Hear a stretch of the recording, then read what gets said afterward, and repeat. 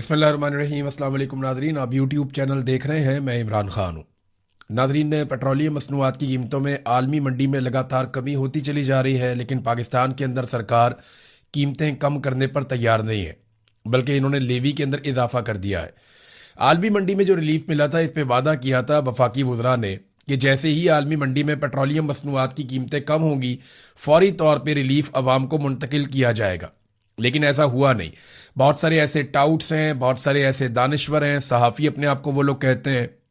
जब इमरान खान साहब के दौरे हुकूमत में पेट्रोल 150 रुपए लीटर था, तो वो अपने सर पे खाक डाल के वो अजीब दीवानों की तरह वो खबरें दिया करते थे। एक अजीब पागलपन का शिकार थे। तत्ते तवे के ऊपर वो बैठे रहते थे और नाच नाच के घुंघरू तोड़ लेते थे कि जनाब इमरान खान ने ये कर दिया, वो कर दिया। बहुत अजीबोगरीब किस्म की खबरें देते थे कि जनाब 150 रुपए लीटर पेट्रोल इमरान खान ने कर दिया। हालांकि उस वक्त आलमी मंडी में पेट्रोलियम मसनूआत की कीमतें $100 फी बैरल से ज्यादा थीं। तो इमरान खान साहब 150 रुपए फी लीटर दे रहे थे, तो ये बहुत रोते पिटते थे, मातम करते थे, नोहे करते थे। और आज आलमी मंडी में जो पेट्रोलियम मसनूआत की कीमतें हैं वो लगभग $70 फी बैरल के करीब पहुंच गई हैं। जंग से पहली वाली पोजीशन से भी नीचे चली गई। लेकिन ये पाकिस्तानियों को रिलीफ देने के लिए किसी सूरत भी तैयार नहीं है, बल्कि उनकी जेब के ऊपर लगातार डाका डाल रहे हैं।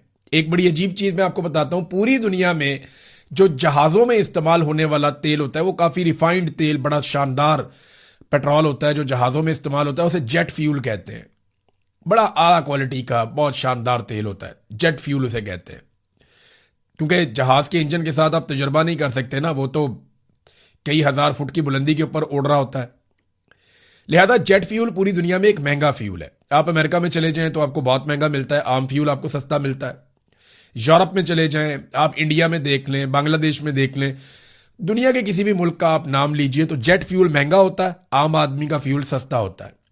लेकिन पाकिस्तान एक ऐसा अजीब मुल्क है जहां पे जेट फ्यूल को बार बार सस्ता किया जा रहा है, क्योंकि माफियाज जो हैं वो अब एयरलाइंस के मालिक हैं। पाकिस्तान एयरलाइन, जिसे पीआईए आप कहते हैं, अब पाकिस्तान एयरलाइन नहीं बल्कि अब तो प्राइवेट एयरलाइन है, पी से प्राइवेट अब आप उसे कर लें। तो जो पाकिस्तान एयरलाइन है वो भी फौजी फाउंडेशन को दी गई है, उनके साथ और भी दीगर पार्टनर्स हैं। और जब से इनको ये दी गई है तब से उनके ऊपर अनायतें और नवाजिशें जारी हैं। 15 साल के टैक्स की छूट की भी एक आपको पता है मंजूरी दी जा रही है, उसके ऊपर खबरें भी आ चुकी हैं। और इसके अलावा अब रोजाना की बुनियाद के ऊपर जेट फ्यूल को सस्ता कर दिया जाता है। पाकिस्तान एक ऐसा मुल्क है जहां पे मोटरसाइकिल में डालने वाला जो पेट्रोल है वो 1 लीटर आपको मिलता है 300 रुपए का, जबकि जो जेट फ्यूल है वो आपको मिलता है 231 रुपए का। अगर आपके पास एक तैयारा है, एक जहाज है, तो आपको सस्ता फ्यूल मिलेगा। लेकिन अगर आपके पास एक मोटरसाइकिल है तो फिर आपको महंगा फ्यूल मिलेगा। ये नादरीन पाकिस्तान में सूरत हाल है। अभी मजीद सस्ता कर दिया, यानी $7.15 की मजीद कमी कर दी है, जबकि लेवी के अंदर इजाफा कर दिया मौजूदा हुकूमत ने। अच्छा, दावे ये करते हैं कि हमने तो आवाम को रिलीफ दिया है। तो इस पे किस्मत खान साहब ने बड़ी अच्छी एक रिसर्च निकाली है। ओवरऑल ये फैक्ट्स हैं जो हुकूमत के अपने आदादो शुमार है। हुकूमती आदादो शुमार बताते हैं कि जब इन्होंने पेट्रोल की कीमतें बढ़ाई थी तो यकमुश्त 2 अप्रैल को इन्होंने जो कीमतें बढ़ाई थी उसमें जो इजाफा किया, डीजल की कीमत में 184 रुपए 49 पैसे का इजाफा एकदम कर दिया था और 520 रुपए 35 पैसे पे ये डीजल को ले गए थे। जब बढ़ानी थी तो ऐसे बढ़ा रहे थे। और जब पेट्रोल का इजाफा किया उसी दिन तो 137 रुपए 24 पैसे का इजाफा करके 458 रुपए 41 पैसे फी लीटर पे इन्होंने पहुंचा दिया था। हालांकि पूरी दुनिया में कहीं ऐसा नहीं हुआ था। उस वक्त ना ये इजाफा रोक सकते थे। कैसे रोक सकते थे, मैं आपको अदादो शुमार के साथ बताता हूं।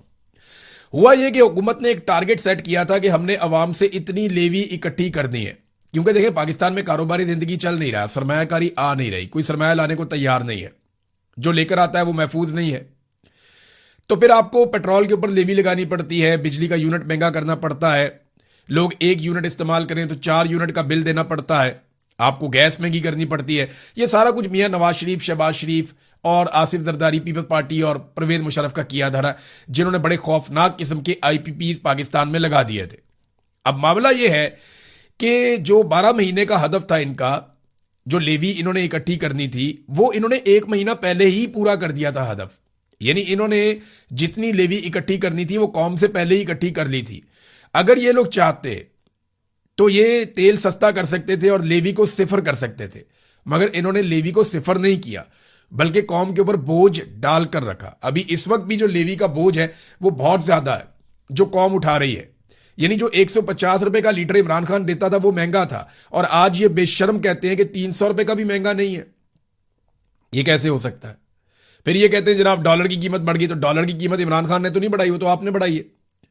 अगर पैसा डी वैल्यू हुआ तो वो तो आपके दौर में हुआ। जब सरमाया निकल जाएगा किसी मुल्क में से, लोग सरमायाकारी नहीं करेंगे, बाहर से पैसा नहीं आएगा, तो फिर यही होगा ना, आपका पैसा डी वैल्यू हो जाएगा, और वो जो पैसा डी वैल्यू हुआ वो भी अब आपके खाते में ही पड़ेगा। लिहाजा आपको पेट्रोल 150 रुपए लीटर से सस्ता करना पड़ेगा, जिस वादे और दावे के साथ आप पाकिस्तान में इक्तदार में आए थे। वैसे तो आप बड़े लंबे अरसे से इक्तदार में। अब इसहाक डार का नया स्टेटमेंट सुन के ना आपके जिस्म में आग लग जाएगी। इसहाक डार ने कहा कि पाकिस्तान के लिए दुआ करें, यहां से तेल भी निकलेगा और सोना भी निकलेगा। कौम को दुआओं पे लगाया हुआ है, खुद दिहाड़ियों पे लगे हुए हैं। अपने बच्चों के कारोबार दुनिया भर के मुमालिक में फैला दिए। शरीफ खानदान, डार खानदान, जरदारी खानदान, ये अमीर से अमीर होते चले गए। इन्होंने सरे में महल बना लिए, इन्होंने हेवल फील्ड के अंदर बहुत बड़े बड़े अपार्टमेंट्स बना लिए, इन्होंने दुनिया के कई बड़े आजमों के अंदर अपने कारोबार फैला लिए। ये खुद अरबों और खरबोपति बन गए, इनका बच्चा बच्चा अरबपति बन गया। 1981 से लेकर अब तक ये लोग लगातार इक्तदार में। 45 साल हो गए इस खानदान को इक्तदार में। 6 इनके वज़राए आला आ चुके हैं और 5 इनके वज़ीर आज़म आ चुके हैं, और ये इसी खानदान के अंदर से आ चुके हैं। खानदान के बाहर से और भी मौजूद हैं। इतनी लुटमार करने के बावजूद पाकिस्तान पीछे गया और इनका खानदान आगे गया। कौम को इन्होंने लगाया हुआ दुआओं पे, तो आप दुआ करें जनाब इतों कोई चीज ही निकला है जमीन में से। इस जमीन में से सोना खालिस भी निकला है ना, इस जमीन में से दुनिया के बेहतरीन हीरे भी निकल आए, इस जमीन में से दुनिया के सारे खजाने भी निकल आए ना, तो पाकिस्तान की मिलिट्री एस्टेब्लिशमेंट पाकिस्तानियों को हवा भी नहीं लगने देगी, जैसे बलूचिस्तान में होता है। बलूचिस्तान में ऐसे मादनियात निकल रही हैं, कबायली इलाकों में ऐसे मादनियात निकल रही हैं, हर चीज के ऊपर हमला हो सकता है, मादनियात पे हमला नहीं होता।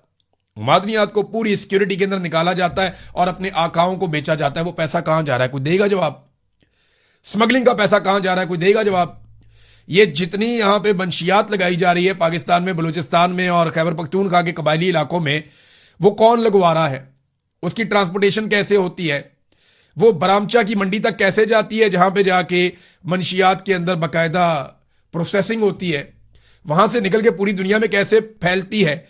हवाई अड्डों से कैसे वो जाती है दूसरी दुनिया के अंदर? समुद्री रस्तों से वो कैसे जाती है?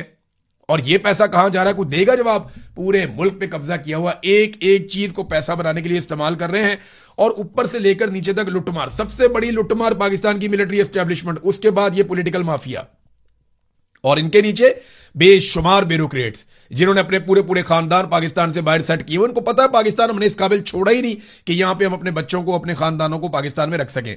वो एक आदमी जो लड़ता जा रहा है, वो जेल के अंदर पड़ा हुआ, उसकी आंख भी खराब कर दी, उसकी सेहत भी खराब कर दी, उसकी बीवी को भी पकड़ के जेल में डाल दिया, रिश्तेदारों को पकड़ के जेल में डाल दिया, सारी पार्टी टूट फूट का शिकार कर दी, बेड़ा गर्क कर दिया। कौम उसके साथ खड़ी है और वो आदमी अकेला जेल काट रहा है और इंतहाई तकलीफ के अंदर है, लेकिन वो हार नहीं मानता। अब इमरान खान की बहन अलीमा खानम ने अदालत से रुजू किया और एक एप्लीकेशन दायर की है इस्लामाबाद हाई कोर्ट में, और उसमें इस्लामाबाद हाई कोर्ट में उन्होंने एक पटिशन डाल दी अपने वकील के जरिए से, और मौके पर इख्तियार किया कि 8 अप्रैल की जो वकील की मीटिंग हुई थी उसमें हमें यह पता चला कि इमरान खान को 22 घंटे और बुशरा बीबी को 24 घंटे तक कैद तन्हाई में रखा जाता है। हालांकि किसी भी अदालत ने इस किस्म का कोई फैसला नहीं दिया, कोई सजा इमरान खान को कैद तन्हाई की नहीं दी गई, और इसमें जनाब फरीक बनाया गया सुपरिटेंडेंट जेल को, आईजी जेल खाना जात को, चेयरमैन नैब को, डीजी एफआईए को और पिम्स के एमएस को। वैसे इसमें जो है ना फरीक बनाना चाहिए फील्ड मार्शल आसिम मुनीर को, लेकिन कानूनी नुक्ता नजर से पॉसिबल नहीं है, क्योंकि ये लोग अपना काम करवा लेते हैं, खुद कभी सामने नहीं आते। ये पीछे रहते हैं, अपना काम करवाते हैं मजे से, और खुद कभी भी सामने नहीं आते। हुकूमतें गिराएं बनाएं कुछ भी करें, इनके ऊपर एलिगेशन नहीं लग सकता। ये अपने आप को पर्दे के पीछे रखते हैं और वहां से डोरियां हिलाते रहते हैं। इनके पास बहुत सारे टाउट्स होते हैं, बहुत सारे इनके गुलाम होते हैं जो इनके लिए काम करते रहते हैं। इमरान खान को कैद तन्हाई में रखने का जिक्र किसी फैसले में मौजूद नहीं है। मेरे भाई को कैद तन्हाई में रखकर एक गैर इंसानी रवैया रखा जा रहा है। इमरान खान ने वकील के साथ मीटिंग में बताया कि उनकी आंख 85% मुतासिर हुई है। कैद तन्हाई में रखना एक सख्त तरीन सजा है और इमरान खान की सजा में कैद तन्हाई नहीं है। फिर उन्होंने ये इस्लामाबाद हाई कोर्ट में दरखास्त दायर की है। उम्मीद करते हैं कि शायद किसी दिन ये केस लग जाए और शायद किसी दिन इंसाफ मिल जाए। अदरवाइज पाकिस्तान में इंसाफ तो नापैद है। सरमायाकारी की नादरीन में बात कर रहा था, ये देखिए, ये एक नौजवान है, ये सरमायाकारी करने के लिए पाकिस्तान आया था। नाम है हाशिम नूर जई। ये दुबई से सरमाया लेकर आए पाकिस्तान में और इन्होंने मुख्तलिफ जो रिपोर्ट्स हैं उनके मुताबिक कोयटा में एक रेस्टोरेंट बनाया कि जनाब मैं यहां पे काम करूंगा। दुबई से पैसा लेकर आया, कोयटा के अंदर रेस्टोरेंट बनाया कि मैं अपने मुल्क के अंदर पैसा लेकर आऊंगा। इसहाक डार ने कहा था ना कि हुब्बुल वतनी का सबूत दें और पैसा पाकिस्तान में लेकर जाएं। हालांकि इसहाक डार के बच्चे कभी भी ये सबूत नहीं देंगे, नवाज शरीफ के बच्चे कभी ये सबूत नहीं देंगे हुब्बुल वतनी का, वो पैसा पाकिस्तान में नहीं लेकर आएंगे। लेकिन ये जो हाशिम नूरजई साहब हैं, ये पैसा लेकर आए पाकिस्तान में। इन्होंने कोयटा में होटल बनाया, शरपसंदों ने इन्हें कत्ल कर दिया। यानी इन्हें तहफ्फुज तक फराहम नहीं किया जा रहा। कोयटा के अंदर कोई शख्स महफूज नहीं है, पूरे बलूचिस्तान में कोई शख्स महफूज नहीं है, मैं तो कहता हूं पूरे पाकिस्तान में कोई महफूज नहीं है। यानी जो दहशतगर्दों से बच जाता है, चोरों से, लुटेरों से बच जाता है, वो सरकार के काबू आ जाता है। बैंक के अंदर से आपके अचानक पैसे गायब हो जाते हैं, पता ही नहीं चलता पैसे कहां गए। वो जनाब इख्तियार दे दिया एफबीआर को, जब चाहे आपके बैंक को खाली कर दे, आप कुछ कर ही नहीं सकते। उसके बाद वो आपके पैसे लेकर इस्तेमाल करेंगे, आप केस करते रहे, वकीलों के दफ्तरों के और अदालतों के चक्कर लगाते रहे, आपको आपका पैसा वापस नहीं मिलेगा। जो दिल करता है वो करते हैं। अब ये हाशिम नूरजई साहब शहीद हो गए कोयटा में, और मुझे बताया ना इनके कत्ल का जवाब कौन देगा। ये लेकर आया था ना थोड़ी सी सरमायाकारी, तो कौन लाएगा पाकिस्तान में पैसे, कौन करेगा पाकिस्तान में सरमायाकारी। ये देखें ना आपने हालात क्या कर दिए, पॉलिटिकली इतना विक्टिमाइज किया आपने लोगों को कि अल्ताफ हुसैन साहब हैं, ये आप इनकी तस्वीर देखें, इनका ताल्लुक तहरीक इंसाफ से। इन्हें 9 मई के जाली मुकदमे में गिरफ्तार कर दिया गया, 9 मई के बाद 2023 में। ये लंबा अरसा जेल के अंदर रहे। आज से 6 माह पहले इनको बाइज्जत बरी करवाया गया। यानी 2 साल जेल काटने के बाद पता चलता है निजाम को कि यह आदमी बेगुनाह था, इसको बाइज्जत बरी किया गया। लेकिन कैद के दौरान ये शदीद बीमार हो गया। जब बेगुनाह आदमी को जेल में आप डालेंगे वो बीमार ही होगा। शदीद बीमार हो गया, इसको इलाज मुआवजे की सहूलियत नहीं दी गई। बलाखिर ये जब बाइज्जत तौर पे बरी हुआ तो उसके बाद से दवाइयों पे जिंदा था, और अब ये भी शहीद हो गया, इसका भी इंतकाल हो गया। ये जो रिजीम चेंज ऑपरेशन हुआ ना पाकिस्तान में, इसने एक ऐसी खून से सुर्ख लकीर खींची है जो पाकिस्तानियों के दिल में हमेशा चुभती रहेगी। और ये पाकिस्तान की मिलिट्री एस्टेब्लिशमेंट का एक कारनामा है। हालात यहां तक पहुंच गए हैं कि अब पुलिस धमकियां लगा रही है तालिबान की। ये एक जर्नलिस्ट हैं अब्बास साहब, अब्बास अहमद, ये बताते हैं कि मैंने इस्लामाबाद पुलिस के खिलाफ एक खबर लगा दी।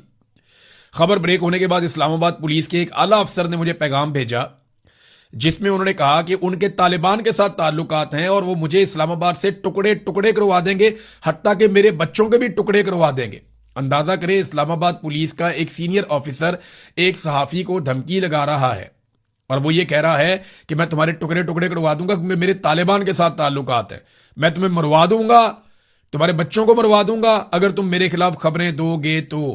ये है नाज़रीन सूरत हाल। मुझे याद आ गया, एक डीआईजी थे, वो बात नहीं मानते थे सेक्टर कमांडर की ना, तो उनके साथ जब मीटिंग की सेक्टर कमांडर ने तो उन्हें धमकियां लगाना शुरू की डीआईजी पुलिस को। उसे कहा कि मैं तेरे साथ ये कर दूंगा। मैं जानता हूं वो डीआईजी पुलिस को भी, वो सेक्टर कमांडर को भी जानता हूं। इस वक्त मैं नाम नहीं ले रहा इसलिए कि उनके लिए मुसीबत बन जाएगी, लेकिन सेक्टर कमांडर को कम से कम पता चल जाएगा। उसने बड़ी धमकियां लगाई, मैं नौकरी छीन लूंगा, मैं ये कर दूंगा, मैं तरक्की नहीं होने दूंगा, मैं फलाना कर दूंगा, मैं फलाना केस बनवा दूंगा।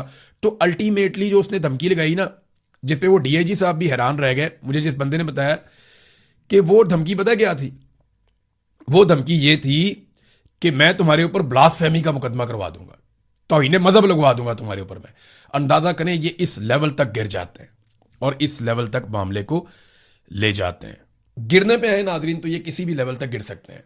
मिसाल के तौर पे पंजाब हुकूमत एक नया कानून लेकर आ रही है, आप सर पकड़ के बैठ जाएंगे, पूरी दुनिया में आप किसी को सुनाएंगे, लोग इनको जुतियां मारेंगे, लित्तर मारेंगे लोग इनको कि बेशर्मो, ये किस किस्म का कानून तुम लेकर आ रहे हो, कोई इंसानियत है तुम्हारे अंदर या नहीं है। यानी इससे पहले जो कवानीन लेकर आए पीका और पता नहीं क्या क्या, उन्होंने इसके अंदर तरमीम कर दी। एक तो वही पहले काबू नहीं आ रहा था, अब जरा ये कानून आप चेक करें। पंजाब हुकूमत इस कानून के जरिए से आपको मुकम्मल तौर पे खत्म कर सकती है जब वो इसको नाफिज कर देगी। ये जो अंग्रेज यहां पे रहता था ना, यानी इस आर्टिकल के अंदर इसको हवाला दिया गया कि जब अंग्रेज यहां पे बड़े सगीर पे हुक्मरान था तो उसने भी इतना गंद नहीं मारा था जितना इन काले अंग्रेजों ने गंद मार दिया है जो पंजाब के अंदर बैठे हुए हैं। इस नए कानून के मुताबिक ये करेंगे क्या? इसका नाम है जी Punjab control of habitual offenders and anti social behaviour bill 2026। ये वहां पे मंजूर कर लिया गया, कमेटी की सतह के ऊपर मंजूर हो गया है और अब इसे जनाब बाकायदा एक कानून बनाया जाएगा। तो ये बिल कहता क्या है? एक इंटेलिजेंस कमेटी बनाई जाएगी और ये कमेटी जैसे ही कहेगी कि जनाब अब ये कर दें आप, तो किसी भी शख्स के बैंक अकाउंट बंद किए जा सकते हैं, उसकी जायदाद जब्त की जा सकती है, उसकी ऑनलाइन मौजूदगी को खत्म किया जा सकता है, उसका फोन जब्त किया जा सकता है, उसे इलेक्ट्रॉनिक निगरानी के एक पूरे अमल के अंदर रखा जा सकता है। अंदाजा करें आप कि अगर हुकूमत को आपकी कोई बात पसंद नहीं आई, या हुकूमत को आपकी शक्ल पसंद नहीं आई, या मरियम नवाज के आपने नारे नहीं लगाए, या आपने एक बारी फेर शेर अगर आपने ये नहीं कहा, तो पंजाब की सरकार आपके साथ क्या करेगी आप सोच भी नहीं सकते। आपका मोबाइल भी बंद, आपकी जायदाद भी बंद, आपके अकाउंट भी बंद, हर चीज के ऊपर कब्जा आपको निगरानी के अंदर रख लेंगे। और ये सिर्फ एक कमेटी की सिफारिश के ऊपर। मरियम नवाज के बंदे होंगे कमेटी के अंदर, ये जो इंटेलिजेंस कमेटी बनाई जाएगी, तो इंटेलिजेंस कमेटी जिसकी तरफ उंगली उठा देगी ना कि ये बंदा बेड़ा गर्क कर दो, उस बंदे का बेड़ा गर्क हो गया। मिसाल के तौर पे कोई एक शख्स आप ले लें, उसकी कोई एक चीज मरियम नवाज को या उसके किसी वजीर को या किसी खातून को या मर्द को पसंद नहीं आती, तो वो फौरी तौर पे उस कमेटी को बताएंगे जरा इसको देखना, वो कमेटी कहेगी ठोक दो। तो फिर क्या होगा? फिर ये होगा जनाब उस बंदे के सबसे पहले बैंक अकाउंट सारे बंद हो जाएंगे। नंबर 2, उस बंदे की सारी जायदाद जब्त हो जाएगी। नंबर 3, उस बंदे का मोबाइल भी जब्त हो जाएगा। नंबर 4, वो सोशल मीडिया के इस्तेमाल से फारिग कर दिया जाएगा। नंबर 5, उस बंदे को एक निगरानी के अंदर ले लिया जाएगा। यानी बंदा मुकम्मल तौर पे बेअसर और खत्म हो जाएगा, वो कुछ भी नहीं कर सकेगा। इससे ज्यादा फाशिज्म क्या कोई हो सकता है? मैंने तो आज से पहले नहीं सुना, लेकिन ये एक नया रिकॉर्ड भी नवाज शरीफ की बेटी टिकटॉकर मरियम नवाज साहिबा के खाते में पड़ने जा रहा है। तो कमाल हो गया नादरीन। अब नादरीन जो बात कर लेते हैं, पिछले वीलॉग में हमने की थी कि ईरान जवाब देगा। पहला ऐसा हुआ कि 2 मरतबा ईरान ने जवाब नहीं दिया और कतर, पाकिस्तान, मिस्र वगैरह ने रोका, लेकिन अब ईरान ने जवाब दिया है। ईरान ने अमेरिका को कहा कि उन्होंने जंगबंदी की खिलाफ वर्जी की है और ईरान के ऊपर बमबारी की है, जो मैंने आपको पिछले वीलॉग में रिपोर्ट किया था।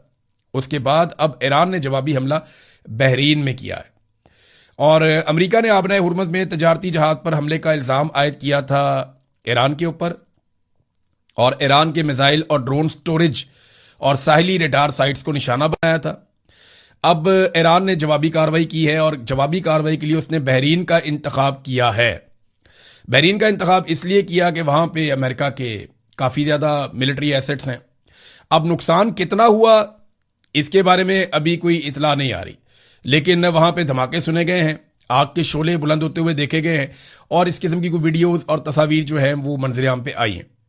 तो ईरानी जो जराए हैं वो ये दावा कर रहे हैं उन्होंने अमेरिका का वापस नुकसान किया है, जबकि अमेरिकन जराए अभी खामोश हैं। जब अमेरिका में दिन चढ़ेगा तो पता चलेगा कि वो इसके बारे में क्या कहते हैं। तो एक आखिरी खबर नाज़रीन मैं आपको और बता दूं कि सुप्रीम कोर्ट ऑफ पाकिस्तान ने 2 हफ्तों का वक्त दिया था इस्लामाबाद हाई कोर्ट को और ये कहा था कि ईमान मजारी और हादी अली चट्टा की जो सजा मुअत्तली की दरखास्तें, इनके ऊपर फैसला दिया जाए। अब कानून के मुताबिक तो ये होना था कि दोनों मियाँ बीवी को बाहर आ जाना चाहिए था कि एक ट्वीट के ऊपर 17 साल की सजा तो नहीं होती। तो ईमान मजारी और हादी अली चट्टा को आज़ादी देने की बजाय ये मामला 6 हफ्तों से लटका हुआ है। सुप्रीम कोर्ट के फैसले की सिर्फ इतनी औकात और वक़्त है कि हाई कोर्ट ने 2 हफ्ते का टाइम मिलने के बावजूद 6 हफ्ते लगा दिए हैं और अभी तक कोई फैसला नहीं आया। यह है पाकिस्तान में जुडिशरी की सूरत हाल। तो कौन लेकर आएगा सरमायाकारी? कोई पागल है, कोई बेवकूफ है, उसके सर के ऊपर सींग है, वो सरमायाकारी लेकर पाकिस्तान आ जाएगा। ना अदालतें काम कर रही हैं, जिसको दिल करता है जहां मर्जी मार देते हैं। ओवरसीज के बच्चे पाकिस्तान में मारे जा रहे हैं, जिसको दिल करता है उठाकर ले जाते हैं, जिसको दिल करता है जबरी तौर पर लापता कर देते हैं, जिसको दिल करता है जो है उसका कारोबार छीन लेते हैं। एक अजीबोगरीब कानून पंजाब में लेकर आ गए हैं, जब दिल करता है किसी का भी अकाउंट बंद करके वहां से पैसे निकाल सकते हैं। तो ऐसे माहौल में कोई भी सरमाया नहीं लेकर आता, कोई पागल नहीं होता।